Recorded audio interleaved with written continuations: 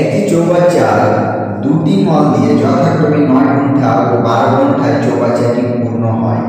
দুটি নল একসঙ্গে খুলে দিলে চৌবাচ্চাটি কত ঘন্টায় পূরণ হবে?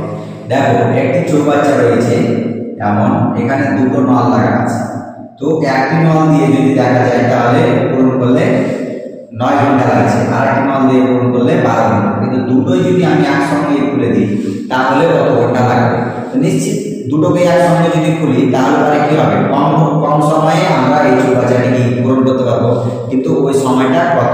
দেখো, একটি ধরে নিলাম এ চৌবাচ্চাটিকে 9 ঘন্টা লাগছে এবং বি চৌবাচ্চাটিকে 12 ঘন্টা লাগছে।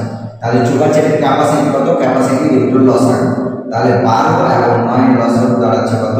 36। কত? 36।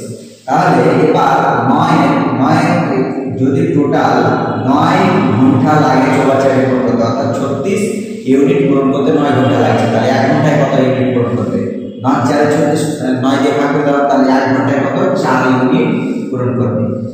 আর বি চৌবাচ্চাটিকে বি নলটিকে যদি এই 36 ইউনিট পূরণ করতে সময় লাগে 12 ঘন্টা, তাহলে 1 ঘন্টায় কত করবে? 12 × 36 অর্থাৎ 3 একক করবে। তাহলে এ একাই করবে কত?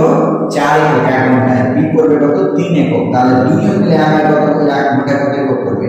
7 একক করবে।